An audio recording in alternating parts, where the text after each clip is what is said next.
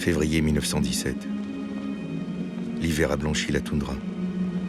Il a gelé le cœur des hommes. Le terrible hiver russe qui attise les tourments est de retour.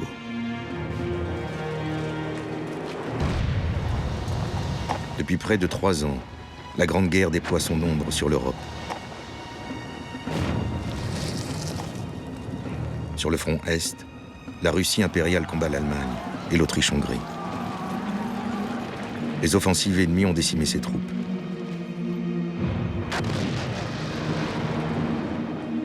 Les victimes se comptent par centaines de milliers.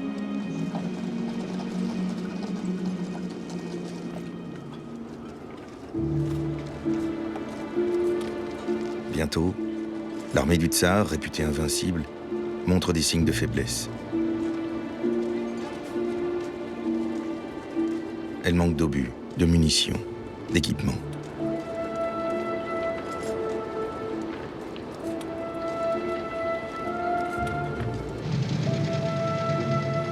À Londres, comme à Paris, les Alliés s'interrogent.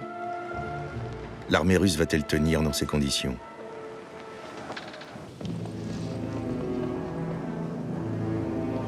Un matin, les nouvelles qui parviennent de la capitale russe ajoutent à l'inquiétude.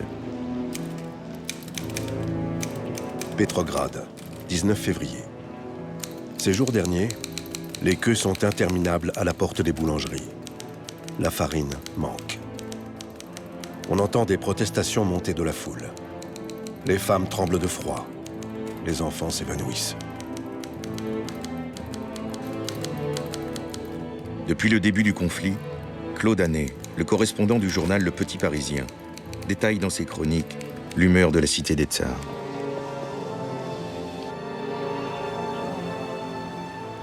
Témoin de ces scènes alarmantes, le journaliste français ne se doute pas qu'elles annoncent le plus grand bouleversement du XXe siècle. Hier encore, tous les observateurs étrangers parlaient de la Russie impériale comme d'un colosse invulnérable.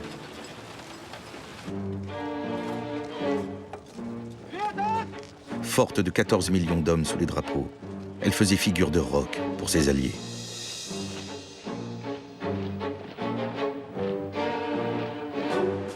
Dans une Europe balayée par la guerre, la dynastie des Romanov, au pouvoir depuis 3 siècles, affichait son assurance face à l'adversité. Puissance et stabilité avaient attiré les investisseurs. Sous l'afflux des capitaux, jour après jour, des usines étaient sorties de terre.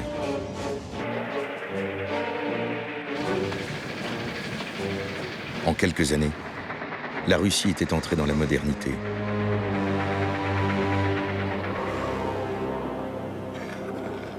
Mais ce développement brutal cache de sinistres réalités.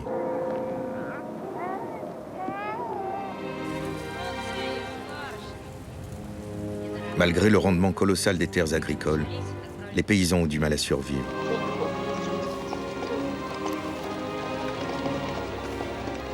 À peine sortis de siècles de servage, ils triment dans la crasse, la misère et le choléra.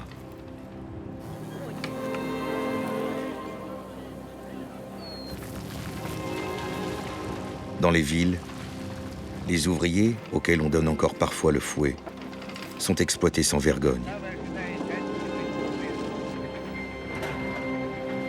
Le grand écrivain Maxime Gorky témoigne pour eux. Jour après jour, toute notre vie, nous crevons dans le travail, dans la boue, dans la tromperie. Pendant que d'autres se gavent et se divertissent au prix de nos peines et nous tiennent comme des chiens à la chaîne.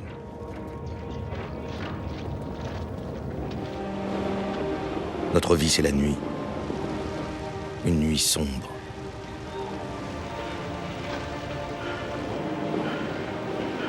Mais cette colère sourde n'a pas voix au chapitre.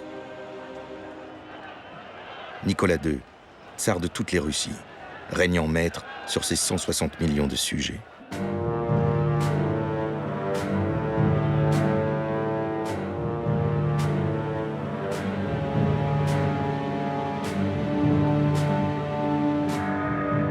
Son unique concession à l'époque est la création d'un parlement, la Douma. Une assemblée de notables dépourvus de pouvoir face au sien, qui est infini.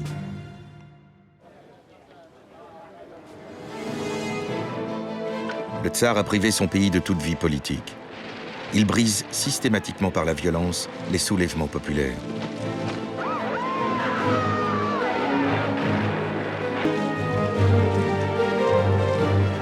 En ce début 1917, pour les opposants au régime, le combat politique se mène depuis l'étranger.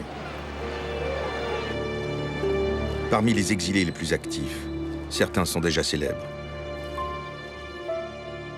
Lev Davidovitch Bronstein, de son nom de guerre Léon Trotsky, s'est évadé de Sibérie. Chassé de plusieurs pays d'Europe pour ses convictions pacifistes, il s'est installé aux États-Unis. Sans relâche, il milite pour l'union des prolétaires de par le monde.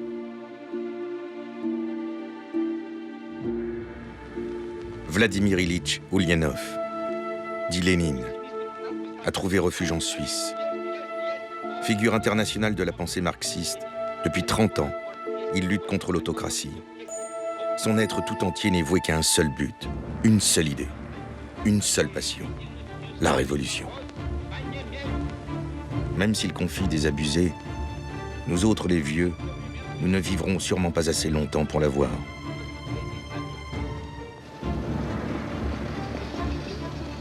Pourtant, c'est dans la capitale impériale, aujourd'hui Saint-Pétersbourg, que l'histoire est sur le point de basculer.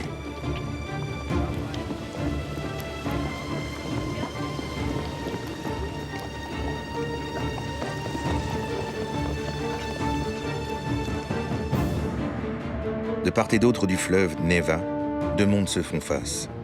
Au sud, bat le cœur du pouvoir, tandis que la rive nord abrite les faubourgs ouvriers.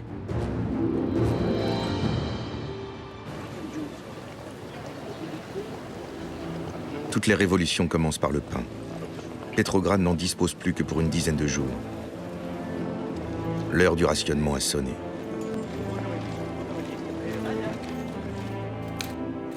Petrograd, 20 février. Les affaires ne vont pas mieux. Au petit jour, dans l'aube glacée, ma cuisinière a attendu 4 heures pour avoir 2 petits pains. Par suite de la crise des transports, qui est aiguë, le charbon n'arrive pas en quantité suffisante. Des usines travaillant pour la défense nationale ont dû ralentir la production ou fermer. C'est le cas de l'usine d'armement Poutilov, située dans le quartier populaire de Vyborg, véritable bastion industriel du pays. Faute de matières premières, 24 000 salariés sont jetés à la rue.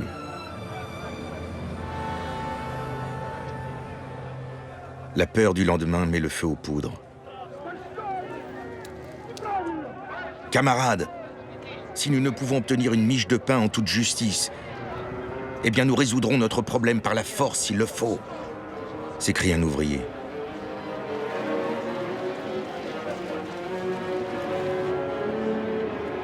La colère ne tarde pas à se propager. Très vite, elle déborde le quartier. La foule grise des faubourgs déferle vers le cœur de la cité pour réclamer des mesures d'urgence.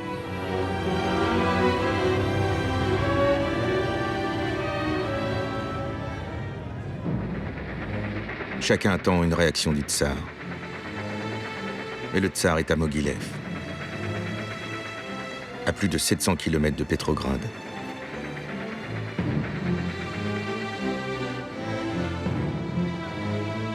Nicolas II a pris la direction des opérations militaires pour galvaniser ses troupes. Il pense que la guerre peut encore ressouder son peuple autour de la couronne, alors qu'elle attise tension et rancœur. En son absence, l'impératrice Alexandra inonde son mari de lettres rassurantes. Les troubles, elle ne s'en soucie guère. Que Dieu te bénisse et te permette de voir de plus près nos vaillantes troupes. Ta présence leur donnera la force et le courage. Ne t'inquiète pas pour ce que tu as laissé derrière toi. Mon amour, je suis là. Ne ris pas de ta vieille et sotte petite femme. Elle porte des pantalons invisibles.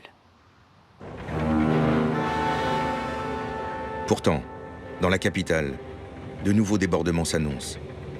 Pour les endiguer, les ponts qui relient les deux parties de la cité sont levés. Les faubourgs ouvriers sont coupés du centre-ville. Mais le pouvoir oubliait un détail. À cette époque de l'année, la Neva est prise par les glaces.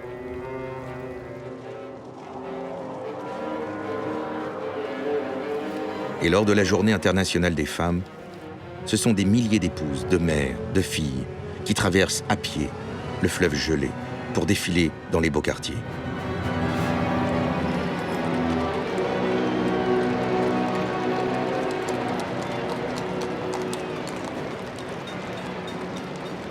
Une foule de curieux observe ce déferlement pacifique.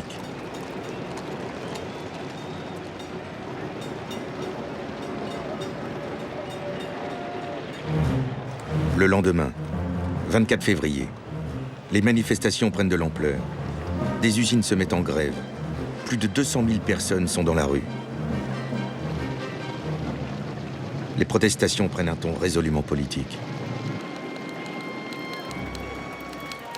Des centaines d'attroupements se forment. Des meetings s'improvisent. En face de la gare, des orateurs haranguent la foule, criant « À bas le gouvernement ! À bas la guerre !» On entend même « À bas le tsar !»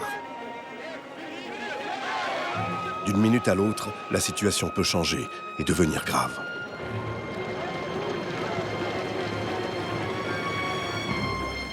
La révolution est en marche.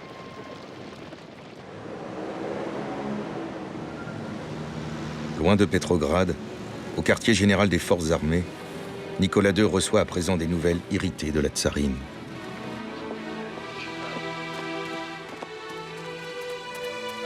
Mon chéri, quel temps affreux vivons-nous. Des filles de bas étage courent et crient qu'elles n'ont pas de pain, simplement pour créer de l'agitation. De même, les ouvriers empêchent les autres de travailler. Dieu t'a chargé d'une croix terriblement lourde à porter. Seulement, sois ferme. Montre-toi autoritaire. C'est cela qu'il faut aux Russes. Fais sentir ton poing à présent. Le tsar entend bien régler le problème à distance. Son télégramme est sans appel. J'ordonne de faire cesser par la force, avant demain, les désordres. L'armée et les forces de police se dressent face aux manifestants. Ils refusent de se disperser. La troupe tire. La foule s'enfuit, éperdue.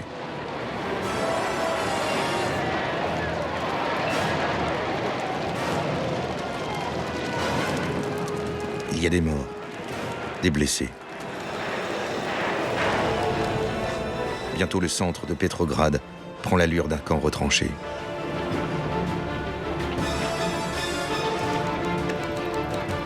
On se bat tout l'après-midi.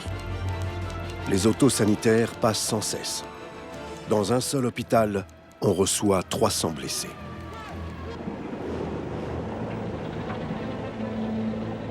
Cette nuit-là, dans les casernes de Petrograd, la fièvre monte. La plupart des soldats sont des paysans, des artisans ou des ouvriers, contraints par la guerre de servir sous la bannière du tsar. Choqués d'avoir dû tirer sur leurs frères, ils se mutinent et rejoignent, l'un après l'autre, le camp des insurgés.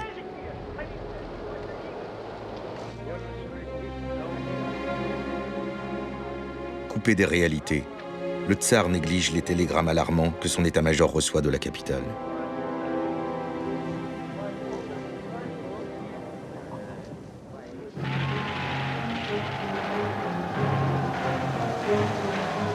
Au matin du 27 février, le journaliste français est saisi par le spectacle de la rue.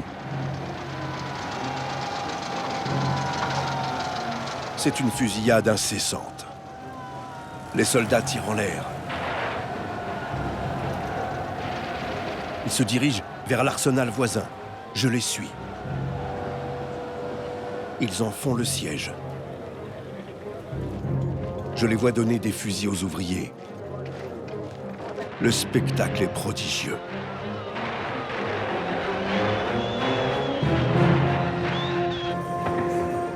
Près de 40 000 fusils et 30 000 revolvers vont être ainsi distribués.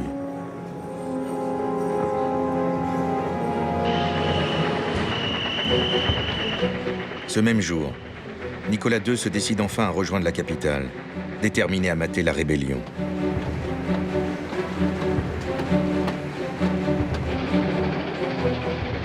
Mais le convoi impérial n'arrive pas à frayer son chemin.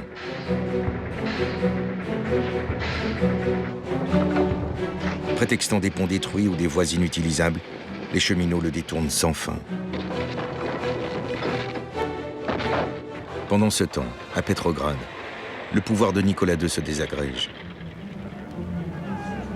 Sous les ors du palais de Tauride, les députés de la Douma se dressent contre le tsar. Au cours d'une session extraordinaire, ils prennent leur autonomie. Dans une salle voisine, soldats et ouvriers s'organisent en assemblée. Dans l'urgence, ils élisent 600 délégués chargés de les représenter. Le Soviet de Petrograd. Ce soir-là, dans un même élan, tous ces hommes forcent le destin.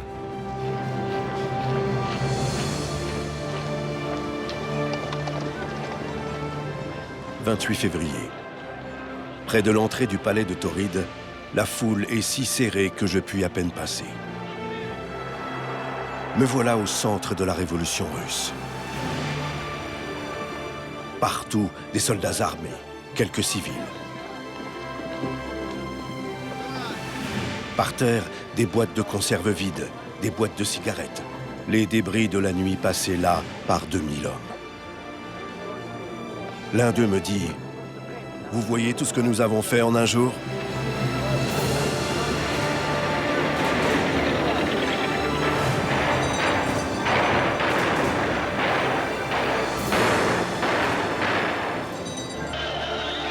Partout, joie extraordinaire.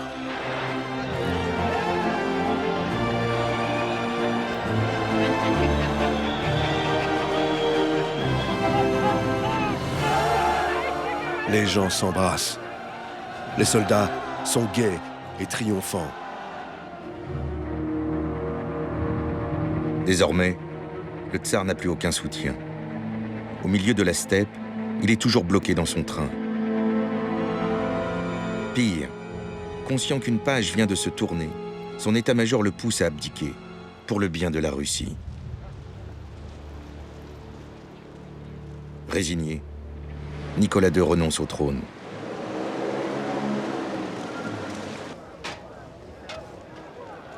La révolution triomphe.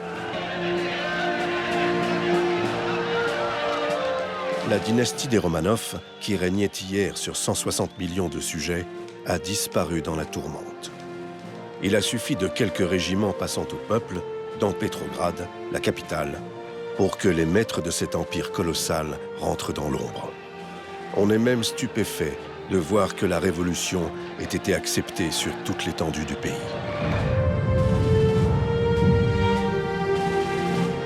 La volonté d'un peuple vient d'entrer dans l'histoire. La presse internationale annonce son avènement. À Paris, la victoire s'enflamme. C'est le plus grand événement de l'histoire du monde depuis la Révolution française. À Londres, le Times déclare « Ce profond changement inaugure une ère de liberté et de progrès humain. »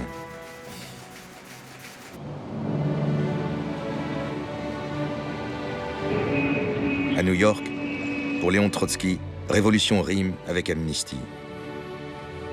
Enthousiaste, il s'embarque pour rejoindre sa patrie. Mais son retour, dans une Europe en guerre, va être plus long que prévu. Et sur les bords du lac de Zurich, où il effectue sa promenade quotidienne, Lénine s'exclame en apprenant la nouvelle. Renversant. Incroyable. Tellement inattendu.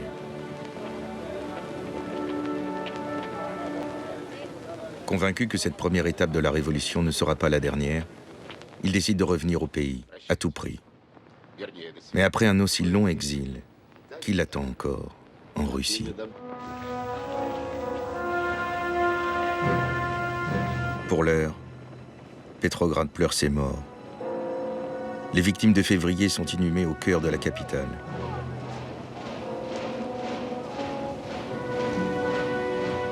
Plus d'1 million d'habitants sont venus leur rendre un ultime hommage. Claude Anet est impressionné par l'ampleur de la cérémonie. Les groupes qui défilent devant moi sont diversement composés.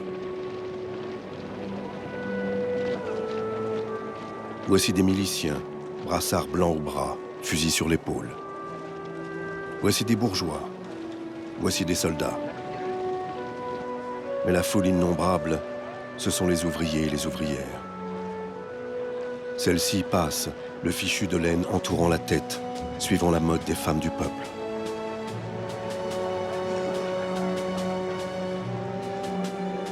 Ce flot de manifestants coule lentement, sans à-coups, avec de brefs arrêts, d'un coin à l'autre du champ de Mars. Et leurs silhouettes noires se détachent en masse sombre sur le blanc de la neige. En ce premier jour férié de la Russie nouvelle, tous les acteurs de la Révolution ont répondu présent. Conservateurs et socialistes, aristocrates et roturiers, tous ont contribué à renverser un régime qui se croyait éternel. Mais il faut maintenant gouverner. Et sous le dôme du palais de Tauride, concilier deux visions de l'avenir. D'un côté, celle des députés de la Douma, qui veulent une Russie capitaliste et libérale. De l'autre, celle de la nouvelle assemblée issue de la Révolution, le Soviet, à majorité socialiste. Ces délégués aspirent à un monde de justice et d'égalité. Après de longues tractations, les deux organes s'entendent pour former un gouvernement provisoire, à majorité libérale.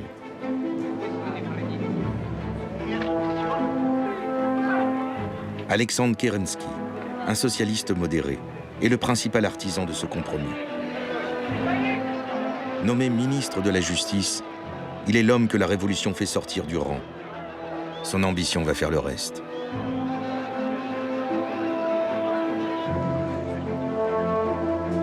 Le premier objectif de ce gouvernement est simple, instaurer la liberté.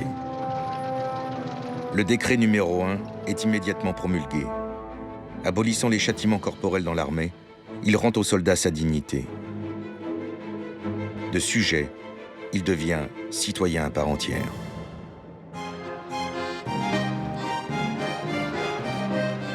Sur le front, les hommes fêtent leur nouveau statut.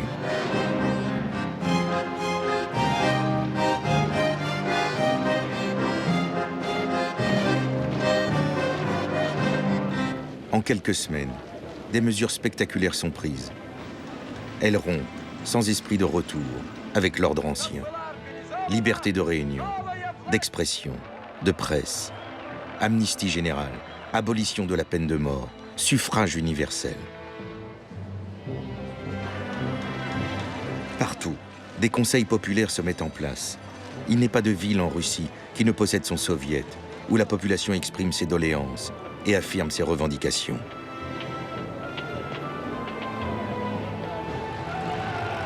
Le pays se rêve, le plus libre du monde.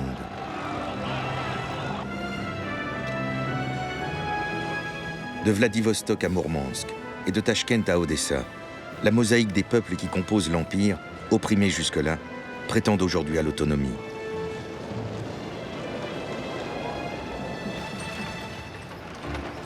Dans les campagnes, les paysans se réjouissent et affirment leur idéal. Posséder un lot de terre, en fonction des bouches à nourrir. Quelques mois plus tôt, ils courbaient encore l'échine. Enfin, pour la classe ouvrière, la promesse d'une existence meilleure se dessine. Bientôt, le salaire ne serait plus de misère. 40 heures de travail par semaine deviendraient la règle. Et la sécurité de l'emploi serait garantie. En ce printemps 1917, les banderoles proclament « Pour une république démocratique, pour la paix, pour la terre et le pouvoir au peuple ». L'espoir est immense.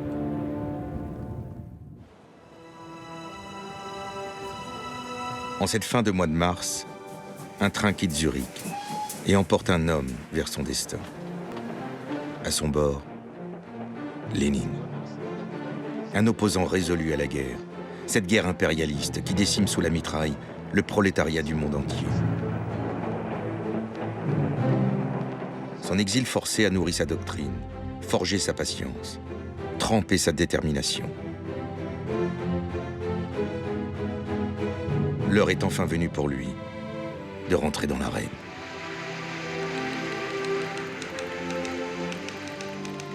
Le fameux Lénine est arrivé hier soir à Petrograd.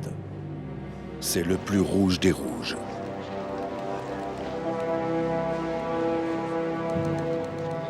Ce Lénine veut la paix, sans retard, et quelle qu'elle soit.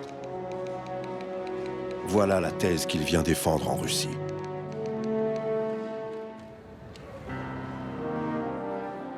Dès le lendemain, Lénine présente son programme devant le Soviet.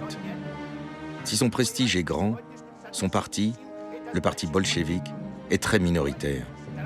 À peine 5000 militants dans Petrograd, pour 2 millions d'habitants. Face à l'Assemblée, ces mots d'ordre claquent. À bas la guerre, parce que c'est une guerre capitaliste. À bas le gouvernement provisoire, qui est un gouvernement bourgeois. Tout le pouvoir aux soviets, donc au peuple. L'assistance est sidérée, y compris dans son propre camp.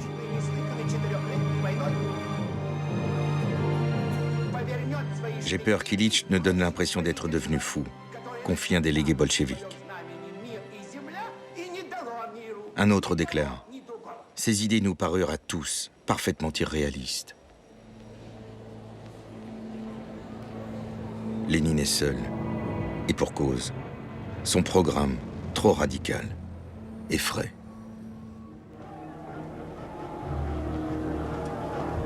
Pour les hommes du Soviet, il faut d'abord mener jusqu'à son terme le projet démocratique engagé aux côtés des libéraux. Et bien sûr, il faut poursuivre la guerre, mais pas à n'importe quelle condition. Le Soviet veut forcer le gouvernement à renégocier les traités conclus entre le tsar et ses alliés, pour qu'ils respectent le principe du droit des peuples à disposer d'eux-mêmes. Une folle utopie que rejettent les ministres. La crise est si violente qu'elle provoque la création d'un nouveau gouvernement. Une cohabitation inédite entre socialistes et libéraux s'installe à la tête de la Russie. Nommé ministre de la guerre, l'ambitieux Alexandre Kerensky poursuit son ascension. Et pour rassurer les Alliés, il lance un pari risqué. Face à un état-major réticent, il décide de déclencher une grande offensive contre les Allemands.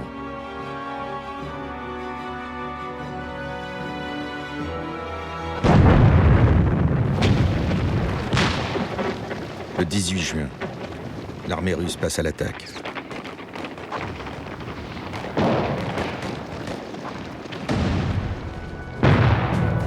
Mais l'enthousiasme est de courte durée.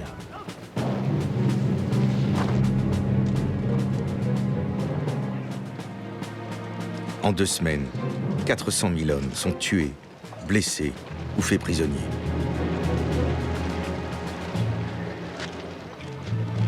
L'armée russe est humiliée. L'échec frappe le gouvernement de paralysie. Tétanisés, les ministres n'engagent aucune réforme, part au plus pressé. Pour la population impatiente, cette révolution tant souhaitée tarde à tenir ses promesses.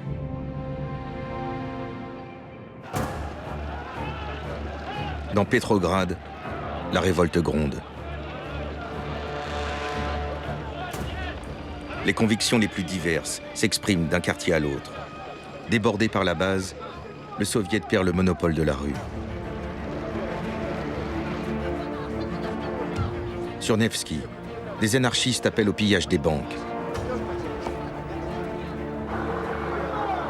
Plus loin, des nationalistes ukrainiens exigent l'indépendance. À Vyborg, berceau de la révolution de février, les travailleurs qui ont imposé la journée de 8 heures veulent maintenant contrôler l'embauche et les licenciements.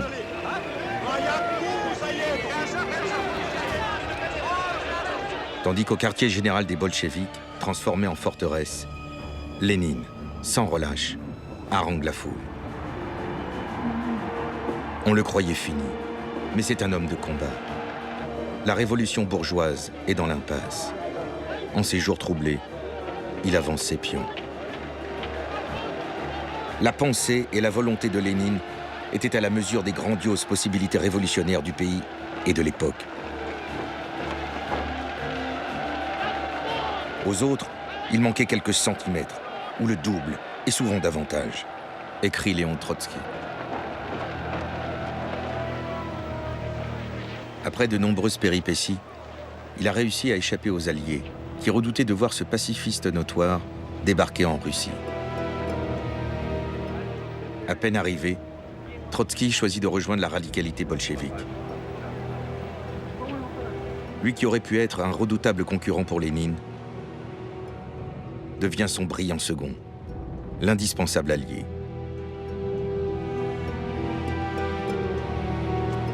Jour après jour, les thèses de ce petit parti gagnent du terrain, martelées par son journal, la Pravda. Sur le front, les consignes bolcheviques trouvent un écho. La Pravda a trouvé un moyen nouveau d'arriver à la paix tant désirée. Ce moyen est la fraternisation des soldats russes avec les soldats allemands. Quitter ces tranchées, se rendre aux tranchées ennemies. Pourquoi continuer à se battre? La guerre n'a-t-elle pas assez duré? Embrassons-nous, nous sommes des frères. Boire avec eux de l'eau de vie et parler de la paix. Voilà le touchant et honteux spectacle auquel les bolcheviks nous convient.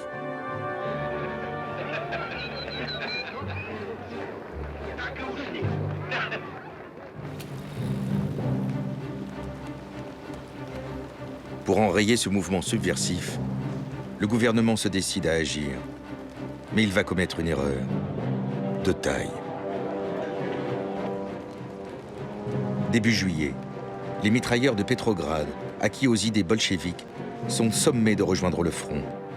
Héros de février, ils avaient pourtant reçu l'assurance de ne pas repartir au combat. Révolté, le régiment refuse d'obéir et menace de renverser le gouvernement. Petrograd renoue avec les fièvres de février. Des milliers d'hommes en armes, rejoints par des comités d'ouvriers, traversent la ville, prêts à en découdre. Après des mois de frustration, il est temps que cette révolution passe aux actes. Un seul mot de Lénine et le gouvernement tombe. Contre toute attente, Lénine appelle à la modération. En privé, il déclare « Si nous étions maintenant capables de prendre le pouvoir, il est naïf de croire que nous serions à même de le conserver. Il ne faut pas précipiter les événements. Le temps est de notre côté. »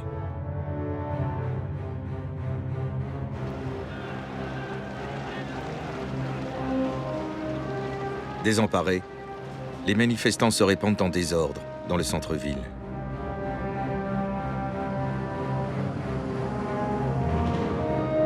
Sur Nevski, quelques rafales tirées depuis les toits par des troupes loyales au pouvoir sèment la panique.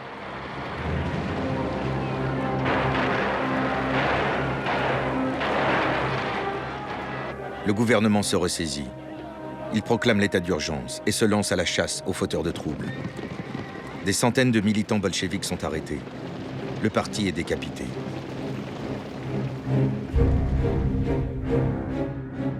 Trotsky est emprisonné dans la forteresse Pierre et Paul. Accusé de haute trahison, recherché, Lénine se déguise et parvient à s'enfuir en Finlande. 3 mois après son retour en Russie, l'exil redevient son lot.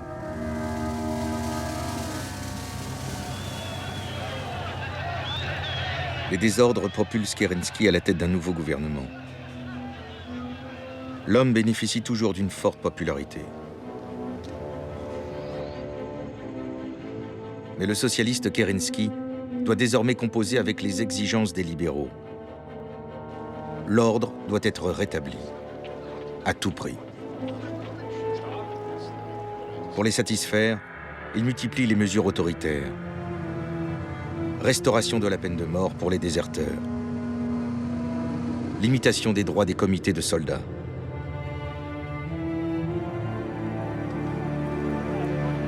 Sur le front, le gouvernement est incapable de les faire appliquer.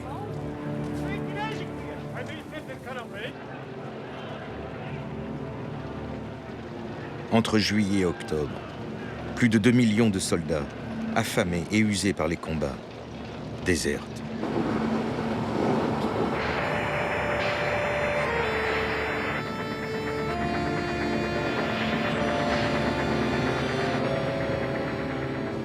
Les hommes voulaient la paix, la terre et la liberté. C'était un miracle qu'il reste encore plusieurs millions de soldats sous les drapeaux, confie un officier.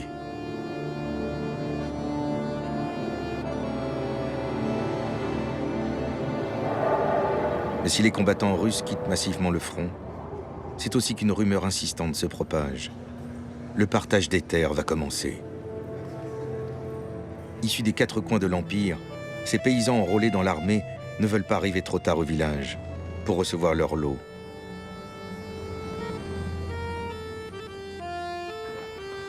Pourtant, la réforme agraire tant promise ne vient toujours pas. Les villageois décident alors de l'appliquer, à leur manière. Ici, ils réquisitionnent le bétail. Là, ils refusent de céder la récolte.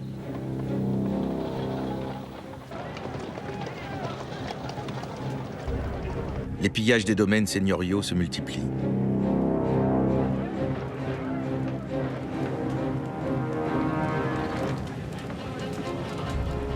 La révolution se pare des couleurs de l'anarchie.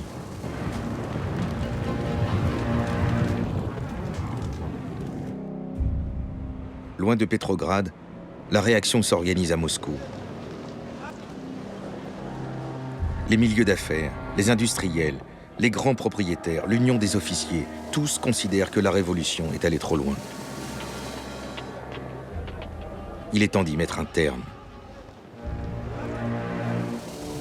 En cette fin août, c'est une figure militaire qui s'impose, un général de fer, Lavre Kornilov.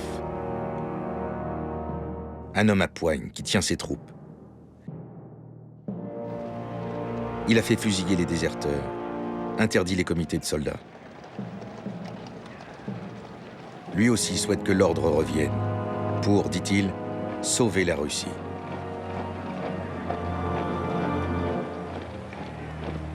Le spectre d'une dictature militaire se profile. Mesurant le danger, Kerensky démet le général de ses fonctions. Kornilov réplique aussitôt. Il lance ses Cosaques à l'assaut de la capitale.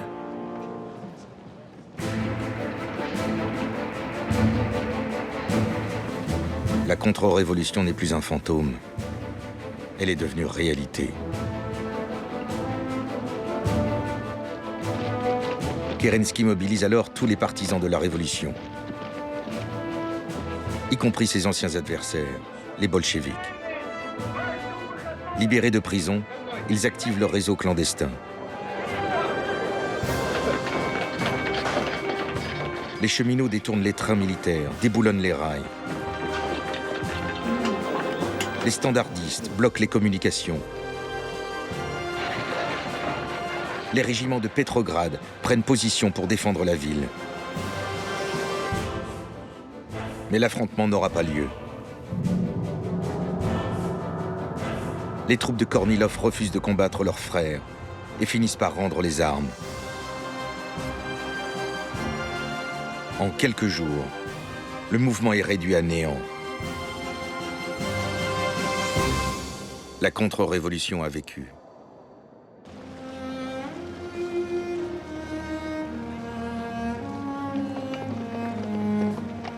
En cette fin d'été 1917, la Russie sombre peu à peu. L'économie est quasiment à l'arrêt. Désormais, que reste-t-il des espoirs de février? Le découragement est partout. Plus grands avaient été les espoirs fondés sur la liberté gagnée, plus profonde est la déception à voir que le pays est, pour l'instant, incapable de se diriger lui-même. 8 mois de révolution laissent la Russie accablée. Parmi la population, le désespoir a atteint son comble. Et une autre révolution se prépare.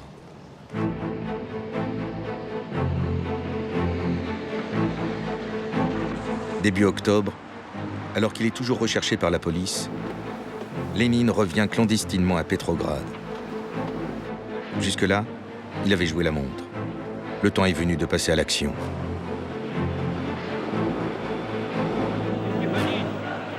Quelques semaines plus tôt, Léon Trotsky a conquis la présidence du Soviet de Petrograd.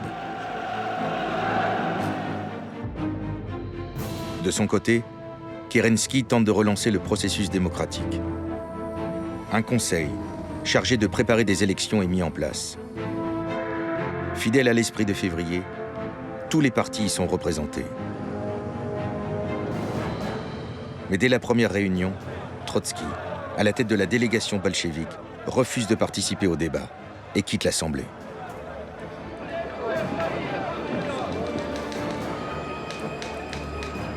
Trotsky a rompu avec les autres factions socialistes. On sent et on sait Lénine derrière lui. Chacun ne sait-il pas que Lénine, le dieu Lénine, est rentré à Petrograd, où il se cache à peine? Qu'a-t-il à redouter de Kerensky?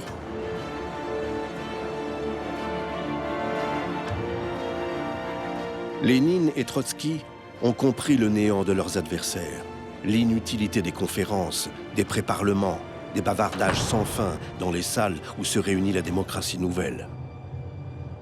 Ils ont quitté les assemblées délibérantes en claquant les portes derrière eux.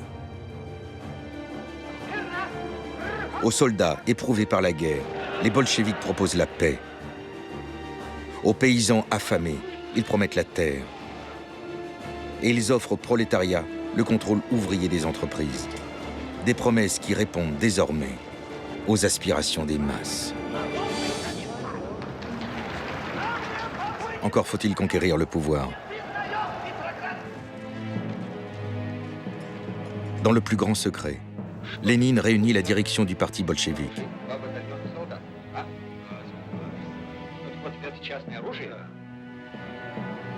Il convainc la majorité de lancer une insurrection armée.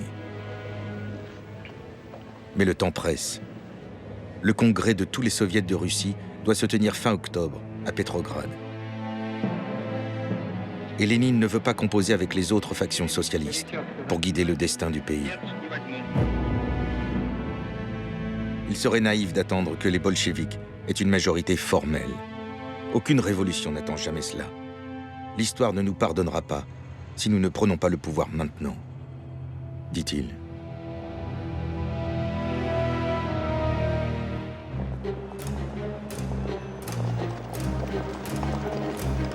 En cette mi-octobre, malgré le vent du nord qui glace les eaux, la perspective Nevski charrie son habituel fleuve humain.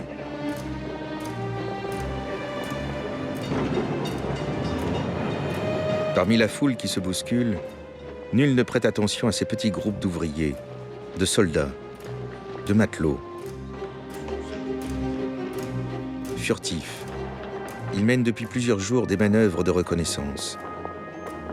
Nul ne soupçonne qu'ils répètent un scénario minutieusement élaboré.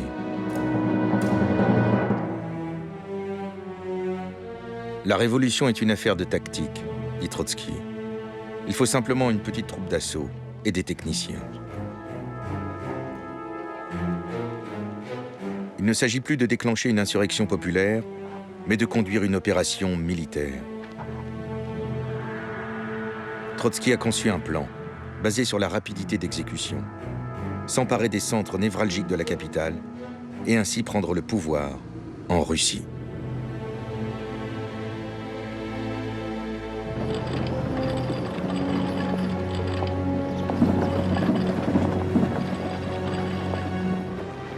Le 24 octobre 1917, les opérations commencent.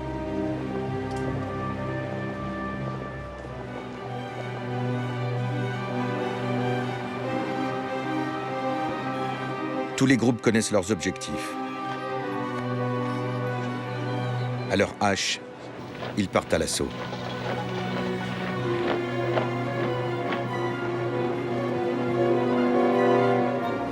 Poste, centrale téléphonique, télégraphique, banque, gare, centrale électrique.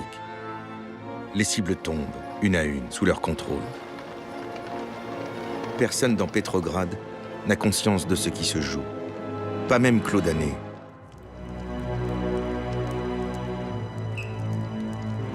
« 11h du soir. Le silence règne sur la ville. On ne peut se faire une idée de ce qu'est le silence de Petrograd. C'est un silence de sépulcre, palpable, angoissant, qui finalement vous accable.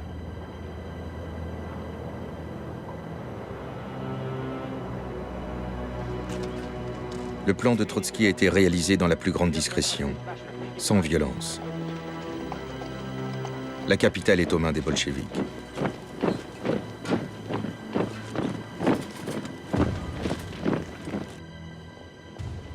Kerensky a perdu la partie. Le lendemain, déguisé en officier serbe, il quitte la capitale à bord d'une voiture battant pavillon diplomatique.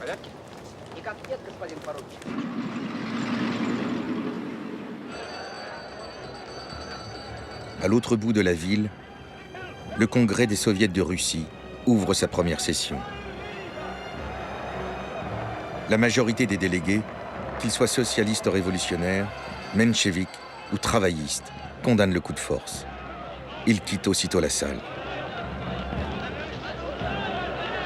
Avant de sortir, un ancien camarade de Lénine lance « Un jour, vous comprendrez le crime dans lequel vous trempez. » Trotsky réplique « Vous êtes de pauvres types, des types finis et pitoyables. Votre rôle est terminé.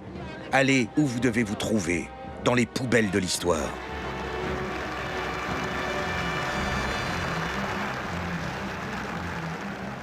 Les membres du Congrès restés présents valident la création d'un nouveau gouvernement, le Conseil des commissaires du peuple. À sa tête, Lénine. Déclencher la révolution mondiale en Russie fut aussi facile que de ramasser une plume, dira-t-il.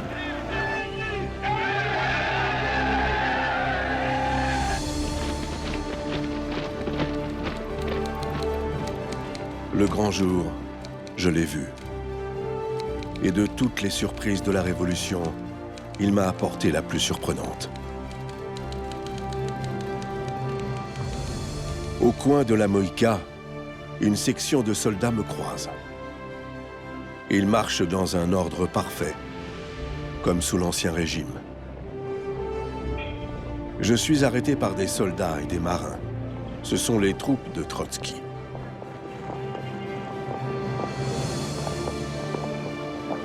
Elles sont maîtresses de la ville entière et y font régner un ordre que l'on n'a jamais vu depuis que la Révolution existe et qui nous reporte au temps de l'autocratie des tsars.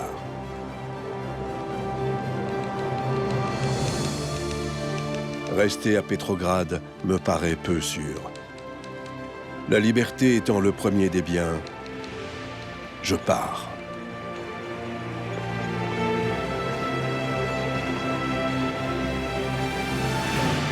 En ce mois d'octobre 1917, la minorité qui s'empare du pouvoir porte encore les aspirations du peuple russe. À Petrograd, se forge un monde nouveau. Il enfièvre le prolétariat qui, dans le monde entier, rêve à son tour de briser ses chaînes.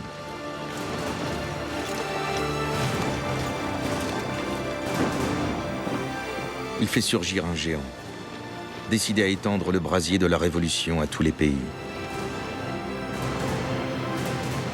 Une grande lueur se lève à l'est, qui éclaire l'espérance des peuples. Elle les brûlera aussi, aux flammes de sa passion.